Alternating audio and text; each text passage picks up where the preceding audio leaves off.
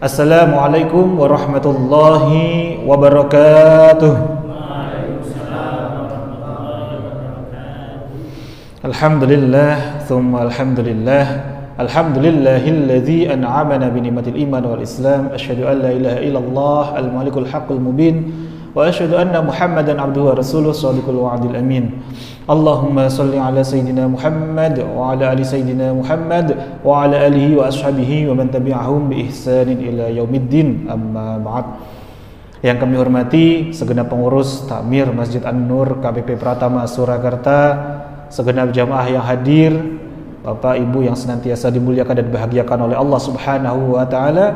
Semoga diri kita senantiasa dihadirkan oleh Allah Subhanahu wa taala nikmat iman, nikmat Islam, diberikan kesehatan, senantiasa dihujamkan untuk ringan dalam beribadah kepada Allah, senantiasa dihujamkan pula oleh Allah kenikmatan dalam kita beribadah kepadanya. Amin, Allahumma amin.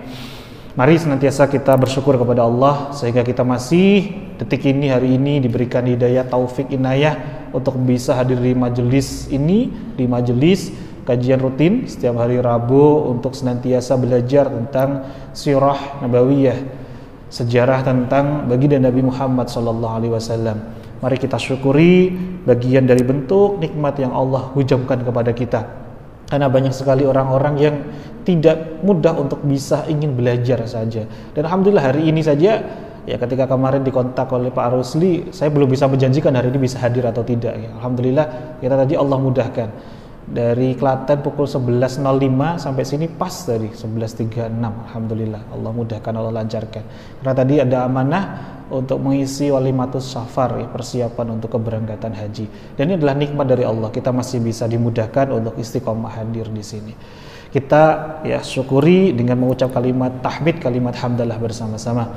Alhamdulillahirabbil alamin. Salawat salam senantiasa kita haturkan kepada junjungan kita Nabi Agung, Nabi besar, Nabi Muhammad sallallahu alaihi wasallam, sang suri tauladan terbaik yang senantiasa kita nanti-nantikan syafaatnya.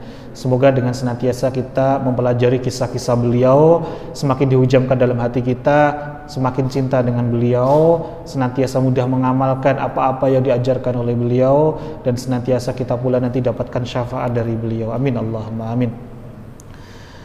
Bismillah, tema kita hari ini masuk di bab ke-8 di kitab Khulasatul Yakin juz 1, bab tentang ziwajuhu bis sayyidati Khadijah.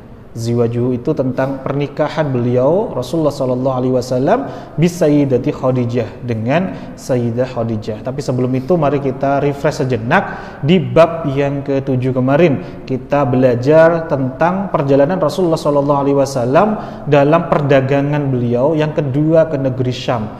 Itu di rentang usia beliau 25 tahun. Dan itulah detik-detik, bulan-bulan mendekati di mana Rasulullah SAW akhirnya ya dilamar oleh Sayyidah Khadijah. Jadi jarak ketika perpulangan dari berdagang ke negeri Syam itu kurang lebih hanya 2 bulan saja. Jadi setelah 2 bulan perpulangan, salah satu khadimatnya Sayyidah Khadijah yang bernama Maisarah. Maisarah kemarin laki-laki atau perempuan? Laki-laki, ya, salah satu asistennya atau khadimatnya, budaknya dari Sayyidah Khadijah itu Maisarah, mengatakan kepada Sayyidah Khadijah betapa kejujurannya, ya, sidiknya, betapa amanahnya Rasulullah, betapa keberkahan atau keberuntungan yang didapatkan dari perdagangan yang belum pernah didapatkan oleh ya Sayyidah Khadijah sebelumnya, sebelum bekerja sama dengan Rasulullah. Itu ternyata menjadikan Sayyidah Khadijah itu terus kepikiran kepada Rasulullah. Kok ada ya orang sejujur ini di masa ini? Kok ada orang ya semulia ini di masa ini? Terus menjadikan Sayyidah Khadijah teringat terus dengan Rasulullah. Bahkan ditambah lagi dengan kisah-kisah yang disampaikan oleh Maisarah, ya, khadimatnya Khadijah, tentang tanda-tanda kenabian yang beliau jumpai ketika bertemu dengan pendeta Nasturo. Yang kemarin kita kisahkan bahwa Maisarah ini didatangi oleh pendeta Nasturo, ya, di dekat gereja Nasturo, bahwa kok ada seorang hamba yang dia itu berteduh di sebuah pohon, yang pohon ini tidak pernah diduduki atau disandari oleh seseorang kecuali oleh para nabi. Ya, Masya Allah. Dan itu ada di tanda-tanda kenabiannya di dalam kitabnya ya, rahib atau pendeta Nastura tersebut. Dan ternyata setelah diamati sungguh-sungguh oleh pendeta Nastura, benar bahwa bayangan-bayangan dari pohon itu malah justru berlawanan dengan ya, arahnya cahaya yang itu memberikan keteduhan kepada Rasulullah saat beliau sedang beristirahat di bawah pohon tersebut. Maka salah satu tanda-tanda itu disampaikan pula kepada Sayyidah Khadijah, sehingga menjadikan Sayyidah Khadijah terus kepikiran kepada beliau sallallahu alaihi wasallam. Nah, kali ini artinya masih di masa Rasulullah sallallahu alaihi wasallam di usia rentang 25 tahun. Bismillahirrahmanirrahim. Langsung saja ya kita mulai, kita berdoa semoga Allah mudahkan, Allah lancarkan kita untuk senantiasa ya diberikan hudan, petunjuk, diberikan rahmat, dimudahkan, dilancarkan dalam seluruh aktivitas kita. Kita kirimkan doa terbaik, kita kirimkan hadiah Fatihah untuk kedua orang tua kita atas jasa-jasanya membesarkan kita, mendidik kita hingga kita sampai dengan di detik ini. Kita kirimkan doa terbaik pula, hadiah Fatihah untuk guru-guru kita tanpa terkecuali yang mengajari kita huruf alif, ba, ta, sa sampai dengan detik ini kita bisa membaca Al-Quran. Dan juga kita kirimkan hadiah Fatihah pula terbaik untuk ya Masya Allah atasan kita, rekan kerja kita ya. Sampai kita kirimkan hadiah Fatihah terbaik pula kepada saudara sama muslim, wabil khusus kepada Rasulullah sallallahu alaihi wasallam. Ala kulli niyatin shalihatin lahumul Fatihah. A'udzubillahi minasyaitonir rajim. Bismillahirrahmanirrahim. Alhamdulillahirabbil alamin arrahmanir rahim maliki yaumiddin. Iyyaka na'budu wa iyyaka nasta'in. Ihdinas siratal mustaqim. Siratal ladzina an'amta 'alaihim ghairil maghdubi 'alaihim waladdallin. Allahumma inna nas'aluka ilman nafi'an wa rizqan thayyiban wa amalan mutaqabbalan. Allahumma a'inna ala dzikrika wa syukrika wa husna ibadatik. Amin ya rabbal alamin. Baik, alhamdulillah. Walal musannifu rahimahullahu ta'ala wa nafa'ana bihi wa bi'ulumihi fid dharaini. Amin ya rabbal alamin.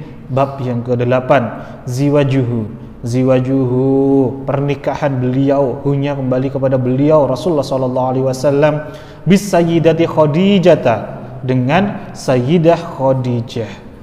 Ba'da ruju'ihi, setelah pulangnya Nabi sallallahu alaihi wasallam, bisyahraini, ya 2 bulan, min safratihi tsaniyati, ya Masya Allah, dari perjalanan keduanya ke negeri Syam. Jadi rentang 2 bulan dari perpulangan dari berdagang ya di negeri Syam, tazawwaja, beliau sallallahu alaihi wasallam menikah bis sayyidati Khadijah, dengan Sayyidah Khadijah, ya wahiyallati khatabathu, wahia, dan dia Khadijah allati khatabathu, yang melamar beliau sallallahu alaihi wasallam.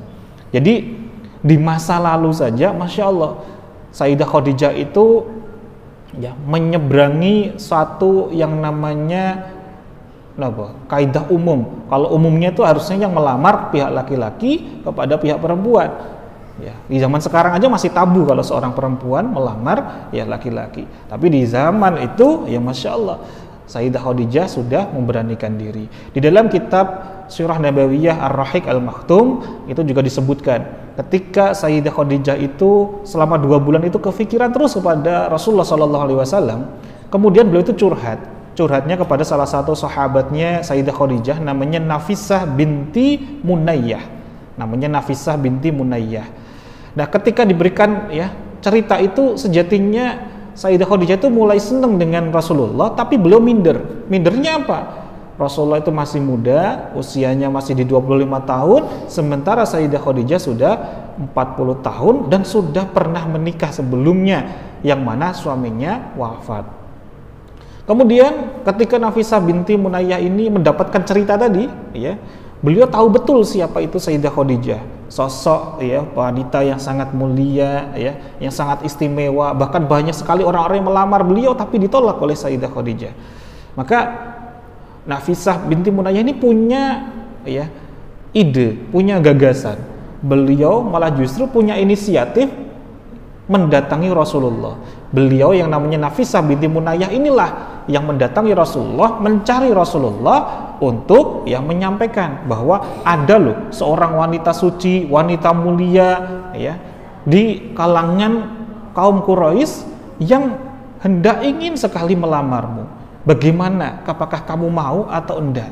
Tapi ya katanya Nafisah binti Munayyah, jangan dijawab sekarang.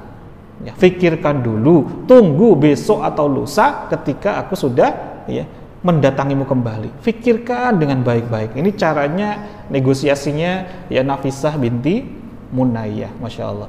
Dengan cara yang sangat lembut pula, cara yang santun pula. Ya, baik, kita lanjutkan kembali. Wa kana umruha, wa kana, dan ketika itu umruha, ha berarti perempuan, umurnya Sayyidah Khadijah arba'ina sanatan, 40 tahun.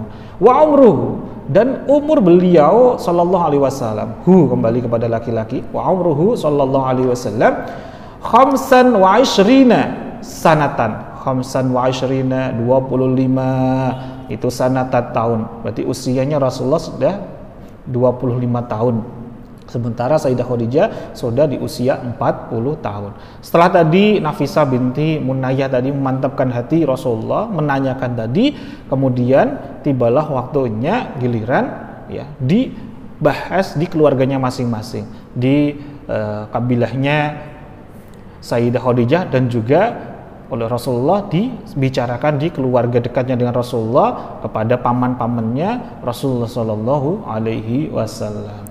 Wakanat, dan ketika qablahu ya, sebelum Nabi Shallallahu Alaihi Wasallam menikah ya, mutazawwijatan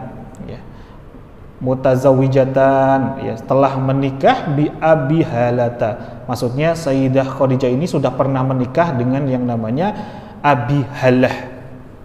Abi Halah itu maksudnya ayahnya Halah. Jadi tidak diketahui di sini nama suaminya Sayyidah Khadijah, tapi punya anak namanya Halah. Nanti kita bahas di setelah ini.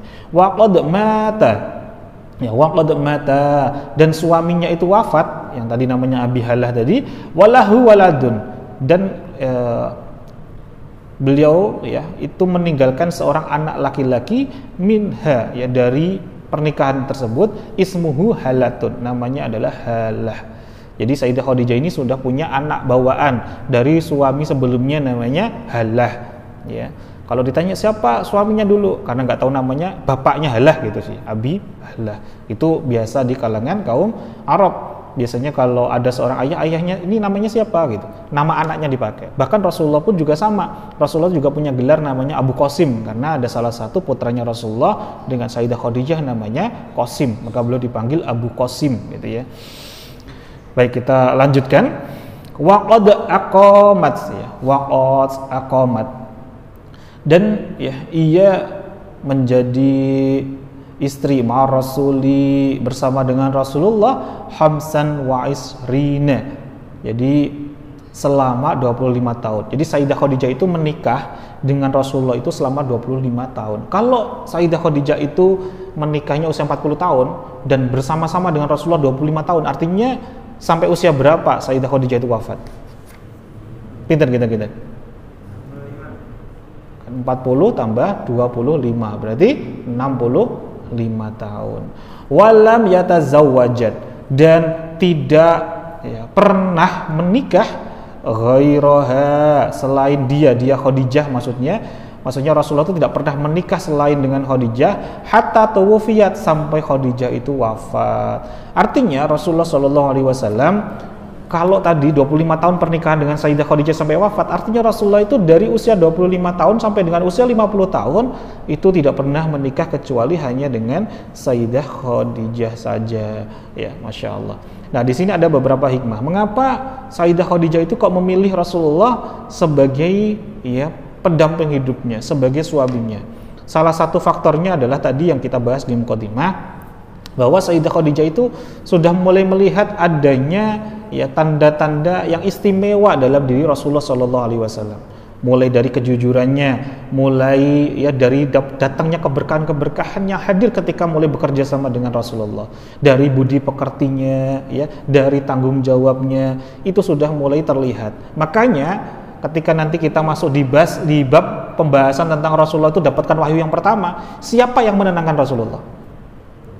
Sayyidah Khadijah. Karena Sayyidah Khadijah sudah tahu bahwa ini nanti kelak akan menjadi seorang nabi. Dari mana? Pertama dapat bocoran dari khadimatnya namanya Maisarah. Yang kedua, nanti ada satu kisah lagi ketika beliau mengajak Rasulullah bertemu dengan salah satu pendeta juga yang itu masih saudara kerabatnya dengan Sayyidah Khadijah, bahwa beliau juga melihat ada tanda-tanda kenabian. Jadi ketika Rasulullah dapatkan wahyu yang pertama, justru itu sejatinya Sayyidah Khadijah sudah menunggu-nunggu kapan itu momennya. Jadi makanya beliau tenang banget ketika Rasulullah sampai menggigil kedinginan ketika nanti dapatkan wahyu yang pertama kali, wahyu Quran surah Al-Alaq, Iqra bismi rabbik, saat dapatkan wahyu yang pertama itu. Berikutnya, mengapa Rasulullah SAW kok juga memilih Sayyidah Khadijah? Salah satunya di kitab Khulasatul Yaqin ini dibahas bahwa kenapa Nabi memilih Sayyidah Khadijah, tidak memilih wanita yang lebih muda yang lainnya. Nah, ini adalah sebagai tanda bahwa Rasulullah SAW itu dalam menikah itu sama sekali tidak memperhatikan faktor kesenangan jasadiah semata. Kalau hanya mementingkan faktor nafsu saja, maka tentulah Rasulullah akan memilih wanita yang lebih muda, atau di dalam perjalanan pernikahannya selama dengan Khadijah belum wafat, maka sudah menikah dengan yang lain. Tapi tidak dilakukan oleh Rasulullah SAW. Karena beliau senantiasa maksum, terjaga dan dijaga oleh Allah Subhanahu wa taala. Wallahu a'lam bishawab. Kemudian dari sini mungkin ada pertanyaan Bapak Ibu. Kalau dari pernikahan dengan Sayyidah Khadijah ini, Rasulullah SAW dikaruniai 6 anak yang bernama Al-Qasim, Zainab, Ruqayyah, Fatimah, Ummu Kulsum, dan Abdullah. Kalau dalam beberapa surah disebutkan kok 7 7 itu yang satu bukan dari anak dari Sayyidah Khadijah, tapi yang ketujuh itu namanya Ibrahim, yang paling muda itu dari Maria Al-Qibtiyah, jadi bukan dari Sayyidah Khadijah. Semua anak Rasulullah itu wafat ketika usia kecil, yang laki-laki. Ada yang baru 2 bulan, ada yang baru 2 tahun gitu, sudah wafat.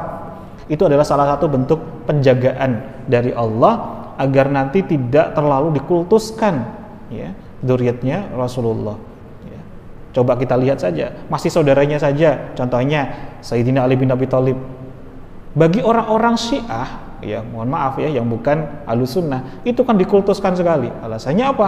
Dia masih keturunannya, masih ada darahnya Rasulullah dan sebagainya, sampai-sampai dia dianggap menjadi seorang imam, menjadi khalifah, menjadi Masya Allah. Kalau mau masuk Islam harus dibaiat dulu. Kalau bagi orang Syiah, dibaiat yang disaksikan oleh para imamnya. Alhamdulillah, semoga kita terjaga dari itu semuanya. Jadi memang Allah sengaja jaga agar kita pun juga semakin lurus dalam menjalankan ajaran agama Allah ini. Nah, kemudian putri-putri Rasulullah ini yang bisa ikut hijrah nanti dengan Rasulullah hanya satu, yang lainnya sudah wafat semua, termasuk yang istrinya nanti menjadi istrinya Utsman bin Affan itu kan ada 2 Yang satu siapa namanya? Ruqayyah, satunya siapa? Masih ingat?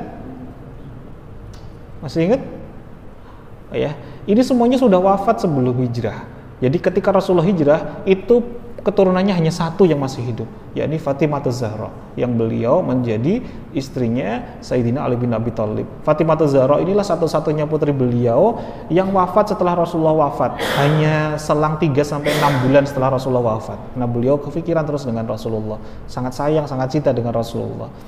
Dan Fatimah Zahra ini adalah salah satu putri yang sangat istimewa. Beliau punya gelar, salah satu gelar terbaiknya adalah beliau itu wanita yang sangat suci. Sucinya apa? Beliau itu sepanjang hidupnya tidak pernah haid, walaupun dia perempuan, punya keturunan, dia tidak pernah haid. Ini Fatimah Zahra, dia senantiasa suci. Kalau perempuan yang umumnya itu kan ada haid, maka ibadahnya harus tertunda ketika ada keluarnya darah haid. Tapi tidak bagi Fatimah Zahra. Masya Allah, ini adalah termasuk putri dan keturunan Rasulullah yang sangat mulia, yakni Fatimah Az-Zahra. Wallahu a'lam bishawab. Insyaallah di pertemuan yang akan datang kita bahas lebih dalam tentang ketika usia beliau sudah mulai memasuki di atas usia 30 tahun. Nanti di usia 35 tahun kita akan bahas Rasulullah itu mulai menjadi seorang yang adil dalam menentukan peletakan Hajar Aswad. Jadi gelar Al-Amin itu didapatkan ketika beliau sudah ada di jelang usia 30 menuju 35 tahun. Jadi ini detik-detik menuju proses kenabian Rasulullah. Inilah momen-momen di mana Rasulullah itu banyak beruzlah. Uzlah itu menyendiri. uzlah itu semakin memikirkan, kenapa ya kok masyarakat ini seperti ini, masyarakat jahiliyah seperti ini. Jadi Rasulullah itu saking maksumnya itu dijaga. Kalau ada orang-orang yang dolim, orang-orang yang melakukan amal-amal yang tidak baik, Rasulullah itu dijaga oleh Allah Subhanahu wa taala untuk terhindar dari itu semuanya. Maka sebelum masa-masa kenabian, Rasulullah juga nanti ada satu fase beliau banyak-banyak beruzlah. Uzlahnya di mana? Menyendiriannya. Ya tadabur, senantiasa bertafakur, mendekat kepada Allah, bertadakur. Beliau berada di Gua Hira. Jadi di Gua Hira itu Rasulullah juga hitungannya nanti bukan hanya hari, 1 hari, 2 hari, atau 3 hari datang terus kemudian dapat wahyu. Enggak. Rasulullah SAW di Gua Hira itu juga hitungannya tahunan. Jadi Rasulullah juga izin kepada istrinya Sayyidah Khadijah untuk apa? Minta waktu untuk mendekat kepada ya ilahi Rabbi, dan Sayyidah Khadijah lah yang mengirimkan makanan ketika Rasulullah SAW sedang uzlah, sedang menyendiri, membersihkan hatinya, sedang apa? Takhalli, tajalli, ya, mengosongkan jiwanya, memurnikan kembali untuk siap diberikan isi sebuah ya amanah yang sangat luar biasa, yakni dikirimkan sebuah ya wahyu kalamullah. Wallahu a'lam bishawab. Semoga Allah izinkan kita untuk semakin belajar lebih dekat lagi. Insyaallah temanya ketika nanti masuk di fase-fase mulai kenabian, nanti makin dalam, makin luar biasa, makin ya kisah-kisahnya semakin mendalam karena Allah a'lam bishawab. Baik, kita tutup dengan doa bersama-sama ya. Semoga Allah ridha, Allah mudahkan kita dalam belajar ini, semakin cinta, semakin dekat dengan ya baginda Nabi Muhammad SAW, dapatkan keberkahan dan pula kita nantinya mendapatkan syafaat dari beliau. Amin, Allahumma amin. Allahumma sholli ala sayyidina Muhammad wa ala ali sayyidina Muhammad walhamdulillahi rabbil alamin. Hamdan naimin, hamdan syakirin, hamdan yuafi ni'mahu wa yukafi'u mazidah. Ya Rabbana kama yanbaghi li jalali wajhikal karim wa 'azimi sultanik. Allahumma lakal hamdu wa lakal mustaka wa antal musta'an wa la haula wa la quwwata illa billahil 'aliyyil 'azim. Allahumma innaka ta'lamu sirrina wa la niyatina faqbal ma'dhiratina. Allahumma yassir lana wa la tu'assir. Allahumma ighfir lana warhamna wajibna warfa'na warzuqna wahdina wa'afina wa'fu 'anna. Rabbana dhalamna anfusana wa illam taghfir lana wa tarhamna lanakunanna minal khasirin. Allahumma rabbana anzil alaina ma'idatan minas sama' takunu lana idal li awwalina wa akhirina wa ayatan minka warzuqna wa anta khairur raziqin. Allahumma fir lana wa li walidina warhamhum kama rabbayana shighara. Rabbana hab lana minas solihin. Rabbana hab lana min azwajina wa dhurriyyatina qurrata a'yun waj'alna lil muttaqina imama. Rabbana la tuzigh qulubana ba'da idh hadaytana wa hab lana min ladunka rahmah innaka antal wahhab. Rabbana atina fid dunya hasanah wa fil akhirati hasanah wa qina adzaban nar. Wa sallallahu ala sayyidina Muhammadin nabiyil ummi wa ala alihi washabihi wa barik wasallam. Lahumul Fatihah. A'udzu billahi minasyaitonir rajim. Bismillahirrahmanirrahim. Alhamdulillahirabbil alamin arrahmanir rahim maliki yaumiddin. Iyyaka na'budu wa iyyaka nasta'in ihdinas siratal mustaqim siratal ladzina an'amta 'alaihim ghairil maghdubi 'alaihim waladdallin. Amin. Terima kasih. Billahi taufiq wal hidayah wa ridha wal inayah. Wassalamualaikum warahmatullahi wabarakatuh. Alhamdulillahirabbil alamin. Sahabat-sahabat Filah Best Learning Center yang kami cintai, sahabat-sahabat Magnet Rezeki, setelah Anda menyimak video ini, marilah senantiasa kita beristighfar kepada Allah Subhanahu wa taala untuk melepas perisai-perisai rezeki kita. Rabbi ghfirli wa tub alayya innaka antat tawwabur rahim. Ya Rabb, ampunilah kami, terimalah taubat kami, sesungguhnya Engkau Maha Penerima taubat dan Engkau Maha Penyayang. Dan mari senantiasa kita bersolawat kepada baginda Nabi Muhammad sallallahu alaihi wasallam. Sallu ala Muhammad. Allahumma salli alaihi wa ala alihi wa sahbihi. Wassalamualaikum warahmatullahi wabarakatuh.